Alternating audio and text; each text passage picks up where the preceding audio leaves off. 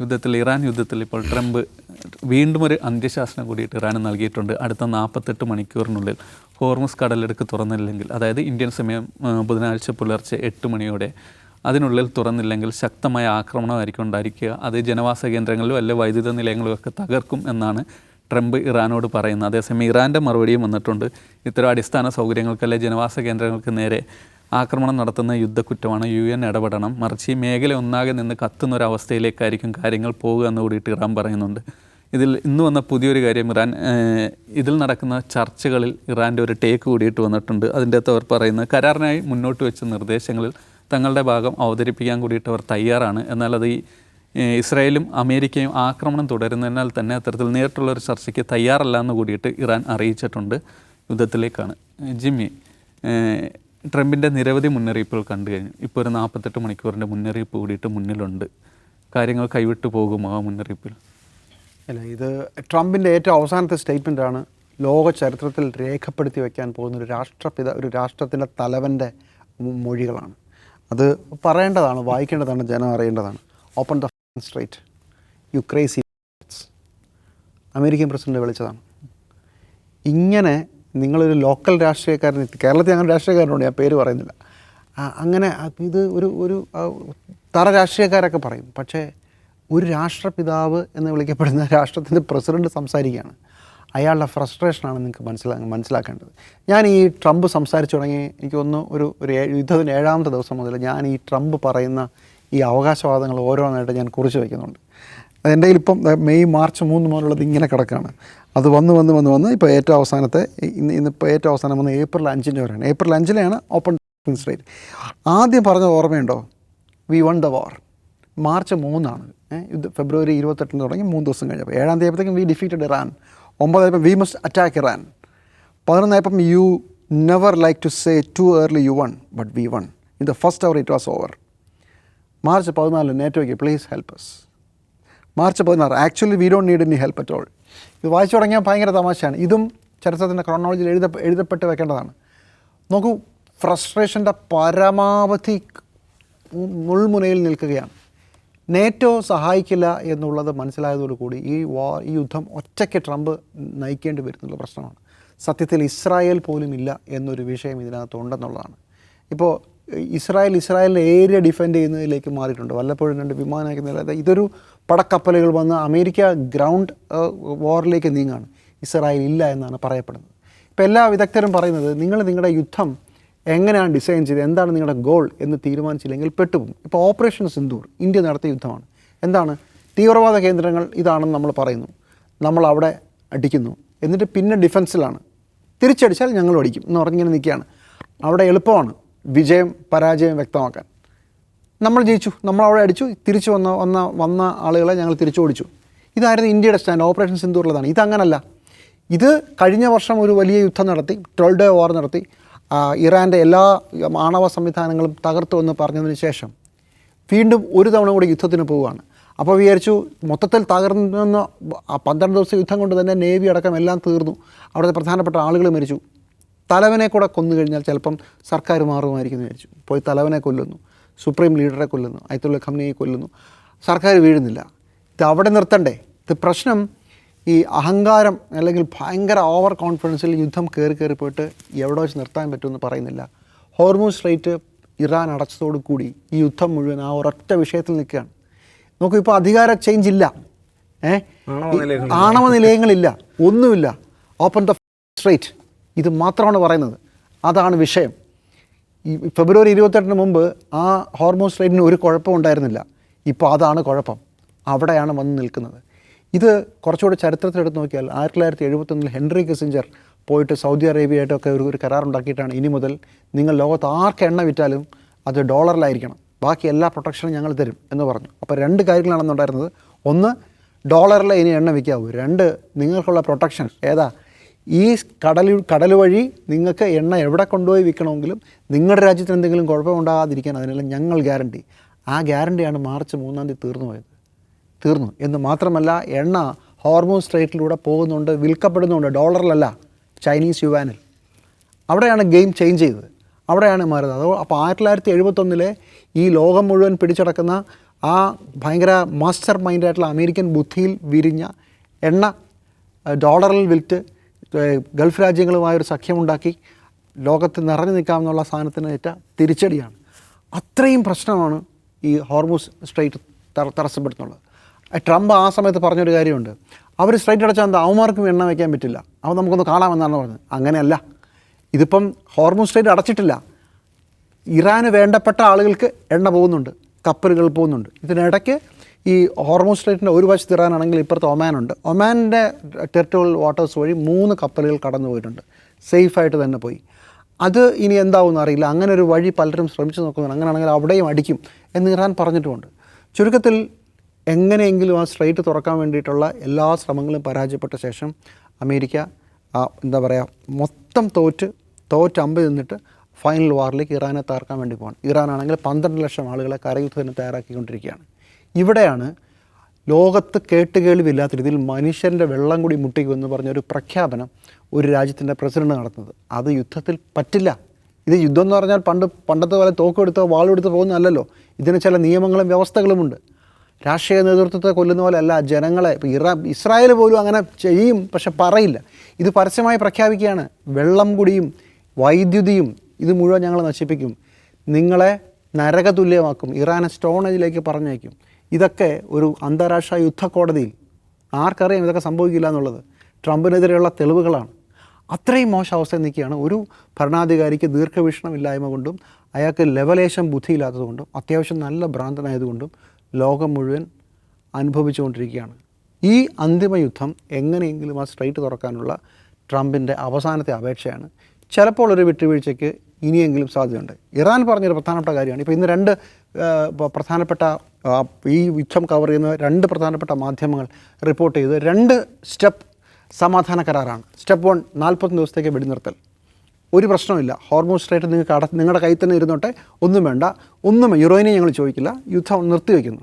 40 ദിവസത്തിന് ശേഷം അടുത്ത ഘട്ടം, ആ സമയത്ത് ഹോർമൂസ് സ്ട്രൈറ്റ് തുറക്കണം. ഇസ്രായേൽ പറഞ്ഞ സൗകര്യമില്ല. കാരണം ഗാസ 2023 ഗാസയിലും ഇതേ പണിയായിരുന്നു. ഗാസയിൽ ആദ്യം യുദ്ധം നിർത്തിവെക്കാൻ തീരുമാനിച്ചു. യുദ്ധം നിർത്തി 10 ദിവസം കഴിഞ്ഞപ്പോഴത്തേക്കും വീണ്ടും ആക്രമിച്ചു. ഇത് അമേരിക്കയ്ക്കും ഒരുപക്ഷേ ഇസ്രായേലിനും റീകൂപ്പ് ചെയ്യാനുള്ള, റീഓർഗനൈസ് ചെയ്യാനുള്ള സമയമാണ്. അവരുടെ യുദ്ധസന്നാഹങ്ങൾ ഒന്നുകൂടെ റിഫ്രഷ് ചെയ്യാനുള്ള സമയമാണ്. ആ സമയം കൊടുത്തു കഴിഞ്ഞാൽ പിന്നെ ഇറാനെ തീർക്കലായിരിക്കും. എങ്ങനെയെങ്കിലും ഹോർമൂസ് സ്ട്രൈറ്റ് തുറക്കാനുള്ള കാർപ്പറ്റ് ബോംബിങ് അടക്കമുള്ള മുഴുവൻ സാധനങ്ങളും ചെയ്യുമെന്ന് അറിയാവുന്നതുകൊണ്ടാണ് ഈ ഇടയ്ക്ക് വെച്ചുള്ള, നേരത്തെ വായിച്ചില്ലേ, ഈ താൽക്കാലിക വെടിനിർത്തൽ വേണ്ട, വെടിനിർത്തലാണെങ്കിൽ ഞങ്ങൾ പറഞ്ഞ ടേംസിൽ, ഞങ്ങൾ ആവശ്യപ്പെട്ട നിലപാടനുസരിച്ച് പൂർണ്ണമായൊരു വെടിനിർത്തലിന് നാട്ടിൽ കൊള്ളാവുന്ന ആളുകളെയും വിളിച്ചുകൊണ്ട് പോവാ, എന്നിട്ട് സംസാരിക്കാം. ഇതാണ് പറഞ്ഞത്. ഇറാന് കാര്യം മനസ്സിലായി, അമേരിക്കയുടെ ചരിത്രം എന്താണെന്ന് മനസ്സിലായി. ട്രംപിന് ഇതൊന്നും മനസ്സിലായിട്ടില്ല. മനസ്സിലായി വന്നപ്പോഴേക്കും കാര്യങ്ങൾ കൈവിട്ടു പോവുകയും ഹോർമൂസ് സ്ട്രൈറ്റ് തുറക്കേണ്ട ആവശ്യം ട്രംപിൻ്റെതേ മാറി. 3 ദിവസം മുമ്പ് ഓർക്കണം, ഞങ്ങളുടെ ഉത്തരവാദിത്തമല്ല ഹോർമൂസ് സ്ട്രൈറ്റ് തുറക്കേണ്ടത്, വേണമെങ്കിൽ നേറ്റോ രാജ്യങ്ങളിൽ പോയി തുറക്ക് എന്ന് പറഞ്ഞ് പോയ ആളാണ്. ഇന്ന് തെറി വിളിച്ച് വീണ്ടും ഇതിൻ്റെ കാര്യത്തിൽ പറഞ്ഞു. അപ്പോൾ ഒരു കൺസിസ്റ്റൻസി ഇല്ലാത്ത ഒരു നേതാവിൻ്റെ നേതൃത്വത്തിൽ ഒരു ഭ്രാന്തൻ യുദ്ധം അതിൻ്റെ അവസാന ഘട്ടത്തിലേക്ക് കിടക്കുകയാണ്.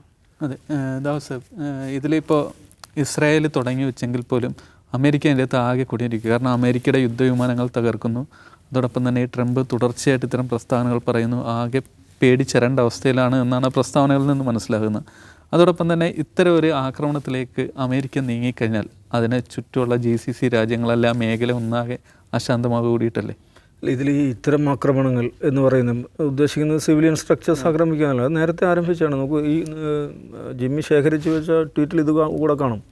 അദ്ദേഹം ഒരു ദിവസം ഇത് ടെഹ്റാനിലെ ഏറ്റവും വലിയ പാലം തകർക്കപ്പെട്ട ദിവസം അങ്ങനെ എന്താ പറഞ്ഞത്, ഈ യുദ്ധത്തിൽ പ്രധാനപ്പെട്ട ഒരു ഇവൻ്റായിട്ട്, ഒരു വിജയമായിട്ടാണ് പറയുന്നത്. നമുക്ക് ഒരു രാജ്യം മറ്റൊരു രാജ്യത്തുള്ള ഒരു പാലം എന്ന് പറഞ്ഞാൽ ഒരു സിവിലിയൻ ഇൻഫ്രാസ്ട്രക്ചർ, അതെ, ഒരു സിവിലിയൻ ഇൻഫ്രാസ്ട്രക്ചർ അല്ലേ പാലം എന്ന് പറയുന്നത്. പാലം അതേതെങ്കിലും ഒരു മിലിറ്ററി ബേസിലേക്കുള്ള പാലോ അല്ലെങ്കിൽ ഏതെങ്കിലും നിലക്കുള്ള മിലിറ്ററി കോൺവോയ് പോകുന്ന അങ്ങനെയൊന്നുമല്ല, പക്ക സിവിലിയൻ പർപ്പസിന് വേണ്ടി ഉണ്ടാക്കിയിട്ടുള്ള അവിടുത്തെ ഏറ്റവും വലിയ, മിഡിൽ ഈസ്റ്റിലെ തന്നെ ഏറ്റവും ഉയരമുള്ള സസ്പെൻഷൻ ബ്രിഡ്ജ് എന്നാണ് അതിനെക്കുറിച്ച് പറയുന്നത്.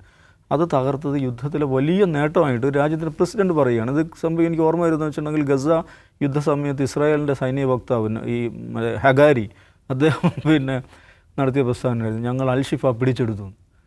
കേട്ടാൽ തോന്നുന്നു എന്തോ ഒരു മിലിറ്ററി പൊസിഷൻ പിടിച്ചെടുത്താന്ന്. അതൊരു ഹോസ്പിറ്റലാണ്, പിള്ളേരെയും ചികിത്സിക്കുന്ന, മുറിവ് പറ്റിയ ആളുകളെ ചികിത്സിക്കുന്ന ഗസയിലെ വലിയ ഒരു ഹോസ്പിറ്റലാണ്. ഒരു ഹോസ്പിറ്റൽ പിടിച്ചെടുത്തിട്ട് ഹോസ്പിറ്റൽ വളഞ്ഞു വെച്ചു കേട്ടോ, ഒരാഴ്ചയോളം ഉപരോധിച്ചു, വളഞ്ഞു വെച്ചു, അങ്ങോട്ട് മിസൈൽ അയച്ചു, ടാങ്ക് ഉപയോഗിച്ച് ആ ഹോസ്പിറ്റലിനകത്ത് കയറി അവിടുത്തെ ഇൻക്യുബേറ്ററിലടക്കം ബോംബിട്ട സംഭവത്തെക്കുറിച്ചാണ് പറയുന്നത്. ഹോസ്പിറ്റൽ പിടിച്ചെടുത്തു. എന്നിട്ട് പുള്ളിയുടെ ഒരു പത്രസമ്മേളനം ഓർക്കുന്നുണ്ട്, അവിടെ വന്നിട്ട് ഒരു പത്രസമ്മേളനം നടന്നുണ്ട്, ഈ ഡാനിയൽ ഹഗാരി എന്ന് പറഞ്ഞാൽ ആ ഹോസ്പിറ്റലിൽ ഷിഫ്റ്റ് റോസ്റ്റർ എഴുതി വെച്ചിട്ടുണ്ട് ഒരു വൈറ്റ് ബോർഡിൽ. നമ്മളൊക്കെ സാധാരണ ഡെസ്കിലൊക്കെ ചെയ്യുന്നവർ അത് ചൂണ്ടിക്കാണിച്ചത് ഹമാസിൻ്റെ ഡ്യൂട്ടി ഷിഫ്റ്റാണെന്ന് പറഞ്ഞിട്ട് അറബി. അപ്പോൾ അതിനകത്ത് അറബി അറിയുന്നവർക്ക് അറിയാം, അതിലെന്താ എഴുതി വെച്ചിരിക്കുന്നത് അറിയോ? ഇങ്ങനെ വിചാരിച്ചു അറബിയിലായതുകൊണ്ട് എന്തും പറയാമെന്ന്. തിങ്കൾ, ചൊവ്വ, ബുധൻ എന്നൊക്കെയുള്ളത് അറബിയിൽ എഴുതി വെച്ചാണ്. അപ്പോൾ അതിനകത്ത് ഇപ്പുറത്ത് അന്നന്ന് ഡ്യൂട്ടിയുള്ള ഡോക്ടർമാരുടെയും നഴ്സുമാരുടെയും പേരുകളാണ്. ഇത് ഹമാസിൻ്റെ റോസ്റ്ററാണെന്ന് പറഞ്ഞിട്ട് ഈ മനുഷ്യൻ അവിടെ വന്ന് പത്രസമ്മേളനം നടത്തി. അപ്പോൾ ഒരു ഹോസ്പിറ്റൽ പിടിച്ചെടുക്കുന്നത് വലിയ സൈനിക വിജയമായിട്ട് പറയുന്ന ഒരു സസ്പെൻഷൻ ബ്രിഡ്ജ്, ഒരു സിവിലിയൻ പാലം തകർക്കുന്നത് പ്രധാനപ്പെട്ട നേട്ടമായിട്ട് ഒരു രാജ്യത്തിൻ്റെ പ്രസിഡൻറ്റ് പറയുന്ന ഒരു കോമാളി യുദ്ധമാണ് യുദ്ധം നടന്നുകൊണ്ടിരിക്കുന്നത്. അപ്പോൾ ഇതിൽ ചരിത്രത്തിൽ ഒരുപാട് എന്താ പറയുക, നമുക്ക് ഇതിനേക്കാൾ ഭീകരമായിരുന്നല്ലോ ഗസയിൽ നടന്നത്. നമുക്കറിയാം ഗസ യുദ്ധത്തിൻ്റെ പ്രത്യേകത എന്ന് പറഞ്ഞിട്ടുണ്ടെങ്കിൽ ഞാൻ പലവട്ടം പറഞ്ഞാണ്, മനുഷ്യ സമുദായത്തിൻ്റെ ചരിത്രത്തിൽ തന്നെ just check the entire military history നോക്കുക. ഇത്രയും കുറഞ്ഞ ഒരു ലാൻഡിൽ, ഒരു ജിയോഗ്രഫിയിൽ, ഇത്രയും കുറഞ്ഞ ഒരു ടൈം ഫ്രെയിമിൽ ഇത്രയധികം ബോംബുകൾ ഉപയോഗിച്ച ഒരു അനുഭവം ദ എൻറ്റയർ ഹ്യൂമൻ കൈൻഡ്സ് ഹിസ്റ്ററിയിൽ ഉണ്ടായിട്ടില്ല. അതാണ് ഗസ യുദ്ധത്തിൻ്റെ പ്രത്യേകത. അതേക്കുറിച്ച് പല സ്വഭാവത്തിലുള്ള പഠനങ്ങളുണ്ട്. യുദ്ധം പകുതിയായപ്പോൾ അമേരിക്കയിലെ ഒരു മിലിറ്ററി ഹിസ്റ്റോറിയൻ, പേര് ഞാൻ മറന്നു, അദ്ദേഹത്തിൻ്റെ ഒരു വിശകലനമുണ്ട്. രണ്ടാം ലോക മഹായുദ്ധം എന്ന് പറയുമ്പോൾ 39 to 46, 45, അറൗണ്ട് 9-10 years. ആ എൻറ്റയർ യുദ്ധ സമയത്ത് ജർമ്മനി എന്ന് പറയുന്ന അതിബൃഹത്തായ ഒരു രാജ്യം, ജസ്റ്റ് കമ്പയർ ജർമ്മനി വിത്ത് ഗസ, ജർമ്മനിയിൽ ഈ 10 വർഷം ഉപയോഗിച്ച ആയുധങ്ങളുടെ, സ്ഫോടക വസ്തുക്കളുടെ 3 ഇരട്ടി ഗസ എന്ന് പറയുന്ന പ്രദേശത്ത് 8 മാസം കൊണ്ട് ഉപയോഗിച്ചു എന്നാണ് ഈ മനുഷ്യൻ പറയുന്നത്. അപ്പോൾ അതിൻ്റെ ഒരു ഇൻറ്റൻസിറ്റി എന്താണ്, ഗ്രാവിറ്റി എന്താണ്? ഇന്ന് ട്രംപ് എന്തെല്ലാം പ്രസ്താവന നടത്തുന്നു അതേമാതിരിയുള്ള പ്രസ്താവന നെതന്യാഹു നടത്തുന്നുണ്ട്, പിന്നെ ട്രംപും നടത്തുന്നുണ്ട്. The hell will break out, ഇപ്പോൾ പറഞ്ഞതിന് നരകമായി പോകും, അങ്ങോട്ട് പോകും, ഇങ്ങോട്ട് പോകുന്നു, ഈ ജാതി ഡയലോഗുകളെല്ലാം അടിക്കുന്നുണ്ട്. അവസാനം നമ്മൾ കാണുന്നത് എന്താണ്? 2 വർഷം കഴിഞ്ഞപ്പം ഇതേ ഹമാസിൻ്റെ നേതാക്കന്മാർ ഫ്ലൈറ്റ് ഇറങ്ങുകയാണ് ഷർമ ഷെയ്ഖ്, ഈ ഈജിപ്തിലെ റിസോർട്ട് സിറ്റിയുള്ള ഷർമ ഷെയ്ഖിൽ, അവിടുത്തെ 5 നക്ഷത്ര ഹോട്ടലിൽ ഒരു ഭാഗത്ത് ഒരു റൂമിൽ ഇസ്രായേലിൻ്റെ മൊസാദിൻ്റെ ചീഫ്, അവിടുത്തെ നെഗോഷിയേറ്റിംഗ് ടീം. അപ്പോൾ ഇവർക്ക് നിയമപരമായിട്ട് ഹമാസുമായിട്ട് നേരിട്ട് സംസാരിക്കാൻ പറ്റില്ല. ഇപ്പുറത്തെ ബോർഡ് റൂമിൽ ഹമാസിൻ്റെ നേതാക്കന്മാർ, നടുവിൽ ഈജിപ്തിൻ്റെയും ഖത്തറിൻ്റെയും മധ്യസ്ഥന്മാർ. എന്നിട്ട് ഇവർ ഹമാസിൻ്റെ നേതാക്കന്മാർ സൂട്ടും കോട്ടും ഇട്ട് വന്നിരുന്നു ഇവരായിട്ട് ചർച്ച ചെയ്യുന്നതിൻ്റെ പടം ലോകമാധ്യമങ്ങൾ മുഴുവൻ പ്രസിദ്ധീകരിക്കുന്നത്. ആര്? ഈ മനുഷ്യർ ഇവരെ ഇല്ലാതാക്കും, എലിമിനേറ്റ് ചെയ്യും, I will take them of എന്ന് പറഞ്ഞുകൊണ്ടിരിക്കും. എല്ലാവരെയും ടേക്ക് ഓഫ്. അപ്പോൾ അന്ന് ഇതിൽ പങ്കെടുത്ത ഹമാസിൻ്റെ പ്രതിനിധിയായി പങ്കെടുത്ത ചീഫ് നെഗോഷിയേറ്ററുണ്ട് ഖലീൽ ഹയ്യയോട് അമേരിക്കയുടെ പ്രതിനിധിയായിട്ട് വന്ന വിറ്റ്കോഫ് പറയുന്ന കാര്യമുണ്ട്. ഹയ്യയുടെ ഓഫീസിലാണ് തൊട്ട് മുമ്പത്തെ ആഴ്ച ഖത്തറിൽ ഇസ്രായേൽ ആക്രമണം നടത്തുന്നത്. ആ ആക്രമണത്തിൽ ഹയ്യയുടെ മകൻ കൊല്ലപ്പെടുന്നുണ്ട്. വിറ്റ്കോഫിന് ഈ മനുഷ്യനെ അഭിമുഖീകരിക്കാൻ നാണമാകുകയാണ്. അതേക്കുറിച്ച് അമേരിക്കൻ മാധ്യമങ്ങൾ തന്നെ പ്രസിദ്ധീകരിച്ച ഒരു വാർത്തയുണ്ട്. ഹയ്യയോട് എന്ത് സംസാരിക്കണം എന്നതിനെക്കുറിച്ച് ഇദ്ദേഹം എംബരാസ്ഡ് ആവുന്നു. അപ്പോൾ തൻ്റെ മകനും ഞാനും ഒരു മകനെ നഷ്ടപ്പെട്ട ആളാണ്. ഈ വിറ്റ്കോഫിൻ്റെ മകൻ എന്തോ ഓവർ ഡോസ് കാരണം എന്തോ മരിച്ചിട്ടുണ്ട്. അപ്പോൾ നമ്മൾ രണ്ടുപേരും മക്കളെ നഷ്ടപ്പെട്ട അച്ഛന്മാരാണ് എന്ന് പറയുന്നതാണ്. ആരോടാണ് ഈ സംസാരിക്കുന്നത്? ലോകത്തെ ടെററിസ്റ്റ് ലീഡറാണെന്ന് പറഞ്ഞിട്ട് കൊല്ലാൻ വേണ്ടി ശ്രമിച്ച മനുഷ്യരോട്. ഇത് തന്നെയാണ് ഇവിടെയും സംഭവിക്കുന്നത്. ഇറാനെ മുകിൽ വലിച്ച് കയറ്റിക്കളയാമെന്നാണ് ഈ ട്രംപ് വിചാരിച്ചത്, അല്ലെങ്കിൽ അങ്ങനെ നമുക്ക് കഴിയുമെന്നാണ് ഇസ്രായേൽ അങ്ങനെ ബോധ്യപ്പെടുത്തിയത്. രണ്ടുപേരും ഇറങ്ങി. പക്ഷേ ഇതിൽ ഇറാൻ്റെ സ്മാർട്ട്നെസ് എന്താണെന്ന് വെച്ചാൽ ഇത് ലോകത്ത് നമ്മുടെ ആദ്യത്തെ ചർച്ചയിൽ പറഞ്ഞാണ് ഇറാൻ്റെ സ്ട്രാറ്റജി എന്ന് പറഞ്ഞാൽ I will sink you will also sink എന്നുള്ളതാണ്. ഞാൻ മാത്രമായി മുങ്ങില്ല കേട്ടോ എന്നുള്ളതാണ് 1-ാം ദിവസം മുതൽ ഇറാൻ ഇതെടുത്ത സ്ട്രാറ്റജി. ആ സ്ട്രാറ്റജി വിജയിച്ചിട്ടുണ്ട്. അവർക്ക് നഷ്ടപ്പെട്ടു, അവർ കുറേ നേതാക്കന്മാർ നഷ്ടപ്പെട്ടു, കുറേ അധികം മനുഷ്യർ നഷ്ടപ്പെട്ടു, കുറേ സിവിലിയൻ ഇൻഫ്രാസ്ട്രക്ചർ നഷ്ടപ്പെട്ടു. പക്ഷെ സൈനികമായി അവർക്ക് എന്താണ് സംഭവിച്ചത് നമുക്കറിയില്ല. അത് ഒബ്ലിറ്ററേറ്റ് ചെയ്തു, ഇത് ഒബ്ലിറ്ററേറ്റ് ചെയ്തു, അത് നശിപ്പിച്ചു, wiped it off, broken into pieces എന്നൊക്കെ ഈ മനുഷ്യൻ ഇങ്ങനെ പറയുന്നുണ്ട്. ഇത് കഴിഞ്ഞ വർഷം പറഞ്ഞാണ്, കഴിഞ്ഞ 12 സമയത്ത് പറഞ്ഞാണ്. എന്നിട്ട് അവസാനം ജിമ്മി പറഞ്ഞതുപോലെ ഈ യുദ്ധത്തിന് മുമ്പുള്ള ഒരവസ്ഥയാണ്. ഹോർമുസ് സ്ട്രേറ്റ് ഓപ്പണായി നിൽക്കുക എന്നുള്ളത് അതെപ്പോഴാണ് ഇപ്പോൾ കുടുങ്ങിക്കിടക്കുന്നത്? അത് തുറക്കണം എന്നാണ്, എഫ് സ്ട്രൈറ്റ് തുറക്കണം എന്നാണല്ലോ പുള്ളി പറഞ്ഞിരിക്കുന്നത്. ഇത് തുറന്നിട്ടായിരുന്നല്ലോ ഉണ്ടായിരുന്നത്. തുറന്നൊരു സാധനം, തുറന്ന് കിടപ്പുണ്ടായിരുന്നൊരു വാട്ടർ വേ ആയിരുന്നല്ലോ അത്. ആ വാട്ടർ വേ തുറക്കണമെന്നുള്ളത് യുദ്ധത്തിൻ്റെ ലക്ഷ്യമായി മാറുകയാണ്. യുദ്ധത്തിന് ശേഷമുണ്ടായ ഒരു സംഭവം അത് അവസാനിപ്പിക്കണമെന്നത് യുദ്ധത്തിൻ്റെ ലക്ഷ്യമായി മാറിയ അപൂർവമായിട്ടുള്ളൊരു കാഴ്ചയാണ്. അപ്പോൾ ഞാൻ പറഞ്ഞതുപോലെ കുറേ അധികം മിലിറ്ററി സോഫ്റ്റ്വെയറും മിലിറ്ററി ഹാർഡ്വെയറും ഉള്ളതുകൊണ്ട് ആരും വിജയിക്കാനൊന്നും പോകുന്നില്ല. ലോകം എന്ന് പറഞ്ഞാൽ വേറെയാണ്, മനുഷ്യരുടെ ഇച്ഛാശക്തി എന്ന് പറയുന്നത് വേറെയാണ്, മനുഷ്യന്മാരെ ഡ്രൈവ് ചെയ്യുന്ന ആന്തരികമായ ശക്തി എന്ന് പറയുന്നത് വേറെയാണ്. ഒരു രാജ്യത്തെ, ഒരു ജനതയെ, ഒരു സംസ്കാരത്തെ, ഒരു ജനതയുടെ ഇച്ഛാശക്തിയെ ആയുധങ്ങൾ കൊണ്ട് തകർക്കാമെന്ന് പറയുന്നത് അത് നടക്കാത്ത കാര്യമാണെന്ന് ഇറാൻ വീണ്ടും തെളിയിച്ചിരിക്കുകയാണ്.